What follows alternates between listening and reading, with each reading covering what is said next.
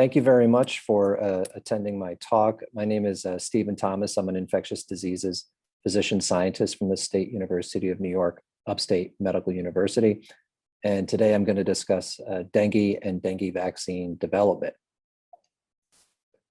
In terms of my dengue disclosures, I'm fortunate I get to sit on a number of advisory boards and safety boards and scientific advisory committees for institutions that are developing countermeasures against dengue.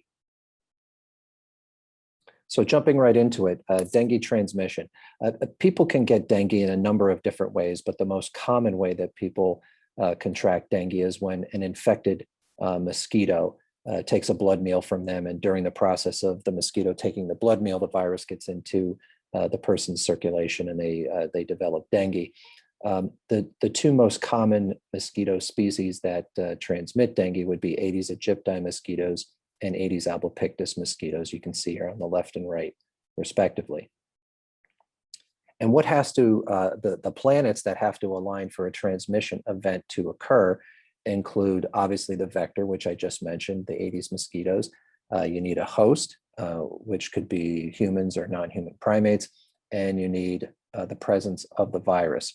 And all of these must come into alignment in time and in space, and they must all come into alignment in a permissive ecological environment or environmental conditions that promote either the growth of the mosquito or the host and the mosquito coming into contact. So that could be determined by climate conditions, either the temperature or the amount of moisture, the type of housing and how people live and how densely populated a certain area is, and then how people move.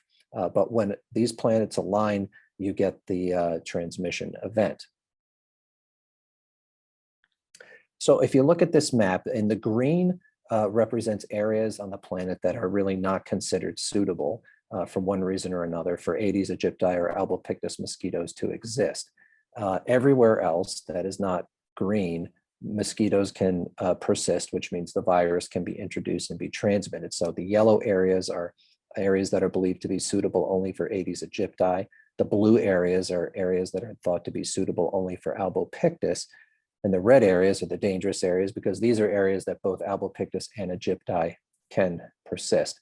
And so what you see here is that the vector of dengue exists in the tropical and subtropical parts of the planet, which means that more than half of the planet's population lives at a daily risk of a potential dengue virus infection. And the global dengue burden is significant and it is worsening. So if you look at an analysis done based on the Global Burden of Disease study from 2017, you see that in that 30-year period between 90 and 2017, cases, so meaning clinically relevant disease, increased from about 23 million cases to over 100 million cases a year. The incidence almost tripled from 431 per 100K to 1371. Deaths increased from around 15,000 to over 40,000 per year, many of whom are children who die of dengue. The death rate increased, and the daily adjusted life years lost due to dengue is almost 3 million dailies a year, which was a 107% increase between 1990 and 2017. And if you look at the map, so we just looked at a map that looked at where Aedes aegypti mosquitoes are. This is where dengue cases occur, with the darker red being more than an age standardized incidence of over 3,000 per 100,000 population. So there's a direct correlation and a direct overlap between where the mosquitoes are and where dengue cases occur, with the hottest spots on the planet being in South and Southeast Asia and Central and South America. So dengue is a worsening global health challenge, and it's not just the death and hospitalizations which contribute to that challenge, but also the non-hospitalized but clinically relevant disease that impacts people and their families and their communities. So let's talk a little bit about the virology of the dengue viruses. So the dengue viruses, and there are four, dengue 1, 2, 3, and 4, are flaviviruses. And they're in the same family as a number of other important flaviviruses, such as Japanese encephalitis, Zika, yellow fever virus, West Nile virus, tick-borne encephalitis, and others. The genome has 10 proteins. 3 structural proteins, which are the capsid, the premembrane, and the envelope, and then 7 non-structural proteins, which you can see listed there and highlighted by the green. Now, when you look at the dengue or the flavivirus genome, it's interesting because phylogenetically, they distinguish and kind of go off into different groups. And those groups are actually not just genetically related, but they're also related to the vectors which transmit them. So you can see up at the top in the Japanese encephalitis virus complex in the blue, those are transmitted by Culex mosquitoes. You have tick-borne flaviviruses as well, so tick-borne encephalitis or Powassan, Chiasinophorus disease. And then in the bottom, in the green, those are the Aedes species mosquitoes, the Aedes aegypti and Aedes albopictus, and this is where the dengue virus complex is. And again, there's 4 different types of dengue virus, 1, 2, 3, and 4. But the story doesn't end there. So in addition to there being dengue virus types, there are also multiple genotypes within each type. And you see here, and this is just an example with dengue 2 at the top, followed by 1, 3 in green, and 4 in red. And these dengue virus genotypes, they are similar enough genetically to still be within the same type, but they're different enough in that they are separated, distinct enough genetically that they are distinct genotypes. One thing we don't understand completely yet is how genotype may impact clinical phenotype. So is there one strain of dengue 2 that is more virulent to a human than another strain of dengue 2? So Asian dengue 2 versus the American dengue 2, for example. So this story is still being written, but it certainly has relevance to vaccine development because the different dengue virus strains that are incorporated into vaccines represent specific genotypes. And so more on that later. Of all the proteins, the dengue virus envelope protein really is incredibly important. It's one of the 3 structural proteins. It is the protein that coats the outside of the virus, and it is the protein that has the direct interactions with the target cells that it is trying to infect. And the envelope protein is made up of 3 domains and a fusion peptide. And you can see there in the middle at the bottom, a magnification of that, of one of those dimers. So there's 3 domains, domain 1, domain 2, domain 3, in the red, the yellow, and blue. And these domains are important because these different domains have different antibody binding characteristics. And as such, not all antibodies are created equal in terms of their ability to bind to certain domains or the interface between certain domains. And therefore, not all antibodies are created equal in their ability to effectively neutralize dengue virus. So let's speak a little bit about dengue disease. When someone gets, whenever there is an exposure and an infection occurs, there are a number of different pathways that the person can go down. The majority of people who get infected with the dengue virus are actually asymptomatic. They make up the bottom of that pyramid, or the bottom of the iceberg, if you will. For people that do get sick, you could have a group that has an undifferentiated fever or viral syndrome. This is a mild febrile syndrome, typically does not bring people to need care from a medical provider, certainly does not result in hospitalization. And that's the next largest group. Then you have the more clinically relevant syndromes, which would be dengue fever or severe dengue. Now it's listed as dengue hemorrhagic fever on this slide, but I don't like that term for a couple of reasons. The first reason I don't like that term is because even with uncomplicated dengue, you can still have hemorrhage. So which is listed here as with unusual hemorrhage. So people can have nosebleeds, they can have gum bleeding, they can women can have unusually heavy menses. You can have bleeding from IV sites or venipuncture sites. So that's the first reason. The second reason I don't like the term dengue hemorrhagic fever is that it implies that hemorrhage is sort of the most important clinical pathologic feature of severe dengue, which it's not. It's plasma leakage. That's what distinguishes severe dengue from non-severe dengue, which is leaky capillaries, proteins going from intravascular to extravascular, and the fluid following those proteins causing a decreased intravascular volume, which can cause hypoperfusion of organs and organ damage. Now, fortunately, severe dengue, made up by dengue hemorrhagic fever or dengue shock syndrome, is at the very tippity top of that pyramid and occurs with the least frequency. And the risk of severe dengue, pathophysiologically, that is incompletely understood. But one thing that is pretty much conclusive is that your risk of developing severe dengue is significantly increased when you experience a second infection with a different dengue virus type. So sequential infections, 2 different dengue virus types separated by at least 18 months or more, that increases your risk of developing severe dengue. And you can see in the figure on the right, the left triangle looks at the occurrence of severe dengue after a primary infection. The triangle on the right shows you what the frequency is after a secondary infection. And you can see it's much more common after a secondary infection than a primary infection. The good news is it really only occurs in about 2 to 4% of secondary infections. The problem is the number of secondary infections that occur around the globe every year is so significant, in the hundreds of millions, that secondary infections and severe dengue still have a huge public health burden.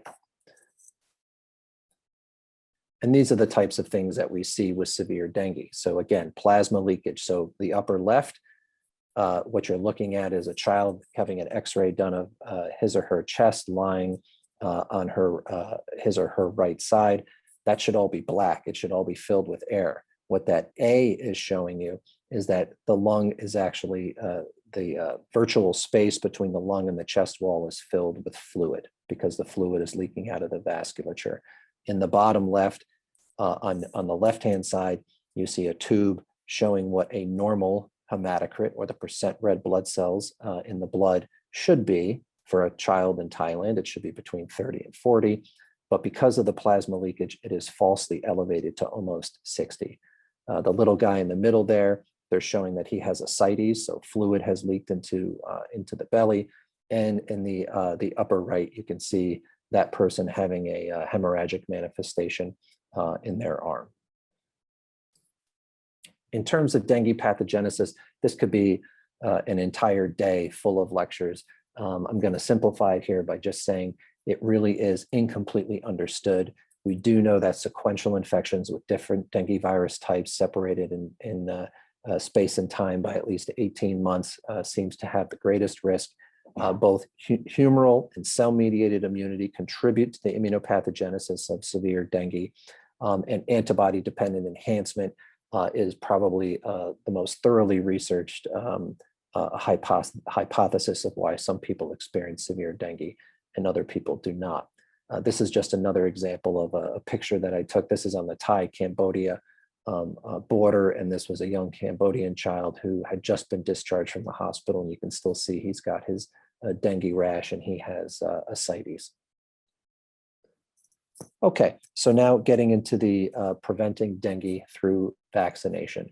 I put this here, this is from the Philippines, and to say that the dengue vaccine development field has been filled with lots of controversy and lots of tension, and I'll explain why. So people have been trying to develop dengue vaccines for close to 100 years, and it's been a very, very difficult challenge, and there's lots of reasons. And I've touched upon these, some of these earlier in the lecture. So the first reason is that you have 4 different dengue virus types, each of which is able to cause disease and death. So what you really have to do is you have to create a safe and efficacious vaccine against each dengue virus type, and then you have to be able to successfully combine it. And that's difficult. The second is that, again, we incompletely understand what is an immunoprotective profile versus what is an immunopathologic profile. And so it makes it difficult for vaccine developers when the immunologic target you're shooting for is not clear, and when there is the potential that not only might your vaccine not work, but the vaccine could also potentially induce harm. The third is that there really is no validated animal model of disease. So there are some great animal models out there, some of which recapitulate some of the signs and symptoms of dengue that we see in humans, but these are highly immunosuppressed animals, and with a disease that the clinical impact is related to immunopathologic mechanisms and pathways. We really just don't have a model that mimics what the human disease experience is. There are human infection models or human challenge models, but the regulators have not weighed in on how valuable they think they are in terms of supporting review and licensure of dengue vaccines and dengue vaccine data. There's no validated immune correlate of protection, either a mechanistic or non-mechanistic correlate. The biologic assays that we are required to use to measure endpoints, primarily plaque reduction neutralization tests, they can have a lot of inter-assay variability and are not necessarily the most robust assays. And so this introduces a challenge. And then, as I mentioned before, you can see when I showed you that picture of the globe and where dengue exists, there are lots of different populations with lots of different people, lots of different lots of immune background. And so this really requires a global vaccine to meet many needs of many people. And then the last challenge is the previous successes and failures of other vaccine development efforts always color the vaccine efforts that are coming after them. So what is a desired dengue vaccine TPP, or a target product profile? A TPP is this is the type of vaccine that we would like to make. So the first and foremost, as I mentioned, we want to have a tetravalent vaccine, so one that can protect people against infection with any of the dengue virus types. The indication would be for active immunization from age 1 year and older, preferably, and we would want to prevent clinically relevant dengue caused by any dengue virus type. We'd like to have as small a volume as possible, 0.5 ml or less, introduced either IM or sub-Q. And we'd like to have the fewest number of doses possible, the shortest schedule possible, and the quickest time to protection. The presentation could be a single or multi-dose vial, and it should have a reasonable shelf life at reasonable storage temperatures. In terms of its performance parameters, we certainly want it to be well tolerated at the site of injection. We don't want the vaccine to actually cause the disease we're trying to prevent, so we don't want the vaccine to cause dengue. And we do not want the vaccine to increase the risk of disease compared to controls. And so this would mean not just in between doses, but also long-term and remote from vaccination. So the vaccine cannot increase your risk of developing clinically relevant dengue, and certainly not hospitalized or severe dengue. In terms of efficacy, it would be great to see partial protection from 1 dose onwards, and we would expect that full protection would be available after completing the series.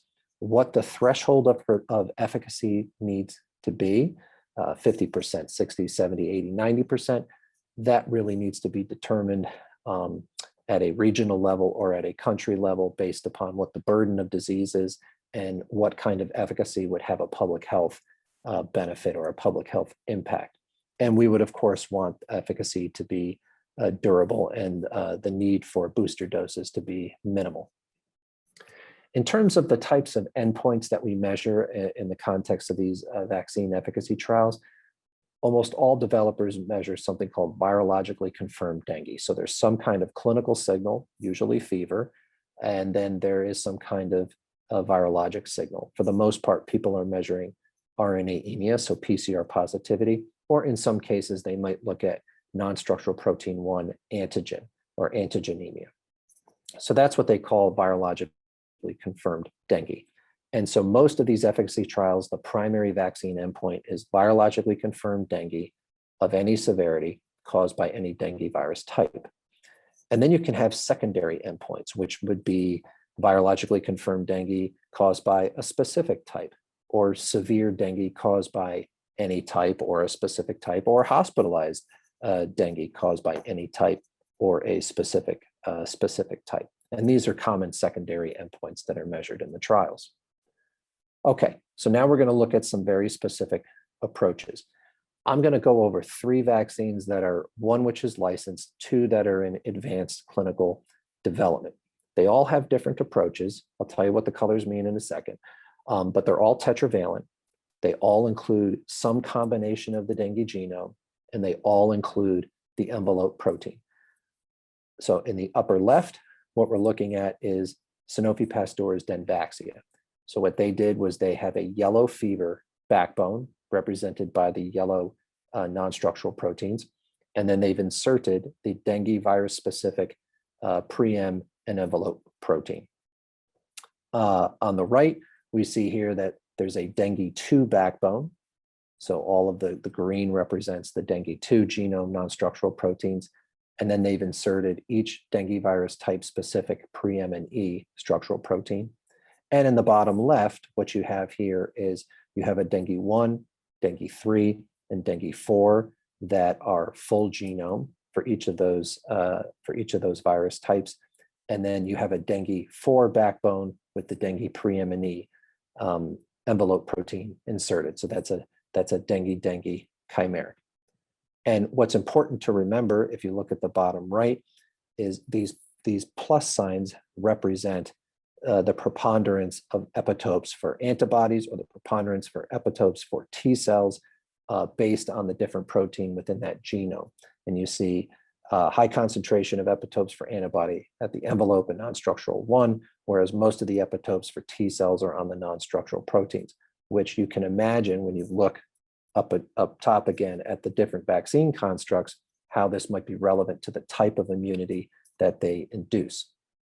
So we'll start first with Denvaxia. This is the only vaccine that has actually been licensed for use. So there were 2 phase 3 trials that provided the data for licensure, CYD 14 and 15. 14 was in Asia, 15 was in Latin America. You can see the countries, you see the age range from 2 to 16, younger children in Asia, older children in the Americas. And you can see a total of about 30,000 people were enrolled, and it was randomized on a 2-to-1 vaccine to placebo ratio. And what they saw was when they met their primary efficacy endpoint was that there was moderate vaccine efficacy against any dengue caused by any dengue virus type. And this was, again, it was moderate vaccine efficacy, but the thought was that even a moderately efficacious dengue vaccine could have a significant public health benefit. You can see the density, the incidence that occurred in the vaccine group compared to control, with about a 4% attack rate in Asia and about a 3.8% attack rate in the Americas. And it was based on this data that the initial vaccine was licensed and started to be rolled out. And this was after a single dengue season, about a year after the last vaccine dose was administered. The issue was at year 3, because these were 5-year efficacy trials, what we started to see was a safety signal. And what you're looking at here is that there was a 7.45 relative risk of 2 to 5-year-old kids who had been vaccinated experiencing hospitalized or severe dengue. And so this was very concerning. Whereas the older age group, they continued, as it related to hospitalized dengue, they continued, the data favored vaccine compared to control. If you look at the bottom 2 charts here, what you're seeing are hospitalized disease and severe disease, hospitalized on the left, severe disease on the right. You're looking at the solid line is the hazard ratio. The dotted lines above and below that represent the 95% confidence intervals. And again, what you see is a hazard ratio above 1 for the youngest age group, and the upper limit of the 95% confidence interval for hospitalized disease crosses that 1 at 6 years of age, and for severe disease, it crosses the line at 8 years of age. When you look at age-specific incidents of hospitalization or severe disease, but then you break it down further into who had had a dengue virus exposure prior to getting vaccinated versus who did not, you see some additional trends. And those trends being in the seropositive subjects, meaning people who had been naturally infected prior to vaccination, they continue to have protection from hospitalization and severe disease, and the data favors the vaccine, versus those seronegative subjects where the data favored control. And you can see that below as well, where on the left, we're looking at the data in seropositive individuals, looking at hospitalized disease. Those curves split. The curves favor the vaccine, and the curves are not coming back together again. This is the subjects with dengue that were hospitalized. But if you look in the seronegative, the curves do not split. And in fact, at around 30 months, you see that the placebo has a lower rate of hospitalization than the vaccine group. So the company looked at seropositive children between the ages of 9 and 16 years. Remember that upper limit of the 95% confidence interval crossed to the hazard ratio of 1 at year 8. So they looked at year 9 and above, and they looked at seropositive only. And what the multi-year data showed was that in children 9 years of age that were dengue positive at the time of vaccination, vaccine efficacy was moderate at 75 and 76%, and serotype specific efficacy was also moderate, anywhere between about 65 and 90%. And the indication for the vaccine was changed at that point. But this has colored all subsequent perspectives and views on dengue vaccine data. Some of these lessons were, some of these data were surprising, some were not, but it has shaped how we look at all other data. So now we're going to look at Takeda. So again, remember, this is a dengue 2 backbone. And they've had 3 reports of their efficacy trials, this being the first. And so what we saw was, the first is that there was good vaccine efficacy, greater than 80%. They met their primary efficacy endpoint. That was the first thing. The second thing was that efficacy seemed maintained, 75%, in seronegatives as well as seropositives. And the third thing was that it looked like there was a differential in efficacy between the serotypes, with the greatest efficacy being against dengue 2. Remember, this is a dengue 2 backbone vaccine, with the next highest efficacy being against dengue 1, but with still moderate efficacy against dengue 3 and dengue 4. When you looked at the different age groups, remember we saw that what we think was an independent age effect in the Denvaxia experience. Vaccine efficacy seemed preserved across the different age groups, even down to the youngest, of 4 to 5-year-olds. And again, when we looked at hospitalization, there was very high efficacy, regardless of what your seropositivity status was on enrollment. And here are the Kaplan-Meier curves. What you see is there's a clear difference between vaccine and placebo. Whether you were seronegative or seropositive did not seem to matter in the vaccine group. And this was all good news. So that was at about 12 months. When we go further down into, or further along in terms of follow-up, we're now at about 18 months. And what we start to see are increasing trends in dengue virus type specific differences in vaccine efficacy, with maintenance of high efficacy against dengue 2, but dengue 1, 3, and 4 efficacy has dropped. Now, dengue 4 data for Takeda, there really was not a lot of dengue 4 circulation during this trial, and so you have very wide confidence intervals that even cross 0. So you got to take the dengue 4 data with a grain of salt. When you look at seropositivity versus seronegativity, again, seropositives seem to have higher efficacy now compared to seronegatives. And there's also the potential that even within those groups, there might be a emerging age effect, just like what was seen with Denvaxia. The Kaplan-Meier curves are here just to kind of show you that the dengue virus type specific differences in vaccine efficacy seem to increase further out from vaccination. Dengue 2 was clearly superior. It makes up the backbone of the vaccine, but really there are not enough dengue 4 infections to conclude in the bottom right here. You can see that.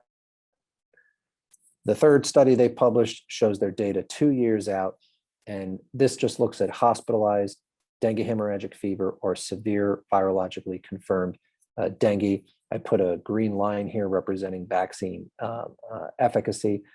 just to show you that overall, there is preserved high levels of efficacy, whether you're seropositive or seronegative against hospitalized disease. If you start breaking it down by age, the upper age groups seem to also share that same amount of efficacy. The younger kids, just not enough cases, and it crosses the confidence intervals cross over 0. As it relates to DHF, dengue hemorrhagic fever, same thing. And then when you look at severe disease, again, overall, they're just really a very small number of cases, and so the data is very difficult to interpret. And we think, this is looking at geometric mean neutralizing antibody titers months after the first vaccination, and this top line here, which are very robust immune responses, are preferentially against the dengue 2. And so there's a predominant dengue 2 neutralizing antibody response. The dengue 1, 3, and 4 are clustered at much lower levels. There seems to be a flattening or a plateau and a persistence of titers, but clearly this does not directly translate into the efficacy that's being seen in the field. And then the last product is the initially NIH product co-developed with Johns Hopkins, and now being in advanced development with Butantan and Merck. These are, again, a dengue 1, 3, and 4 full genome virus, and then a dengue chimeric with a dengue 4 backbone and dengue 2 preeminence. These are the studies that had been done with Johns Hopkins and NIH, looking at all the different components of this vaccine, and these numerous phase 1 trials assessed each of these individual dengue virus components and were used to help select what the ultimate tetravalent formulations were that would go to the field. And then this is really important because what you're looking at here is 2 different admixtures, 003, 005, the different vaccine components in each. And you're looking at the percent of subjects that experienced viremia to each of these different components. And this is extremely important because this peripheral vaccine viremia that was measured and the demonstration of viremia to each dengue virus component of the vaccine portends a high likelihood that homotypic immunity to each dengue virus is potentially achievable in these volunteers and in these recipients, which would really give great hope for tetravalent vaccine efficacy because of this homotypic immunity to each type. So, in summary, dengue is a significant global public health challenge and a worsening public health challenge. Dengue virology and the unique immunopathogenic features of dengue really presents numerous vaccine development challenges. The live virus vaccine candidates, which I've just showed you, really demonstrate proof of concept that we can effectively immunize people, but a global vaccine designed for all ages, for all peoples, regardless of what their immunologic backgrounds are, and protective against a range of clinical outcomes caused by any of the dengue virus types, that remains elusive and work needs to continue. So I thank you very much for your time.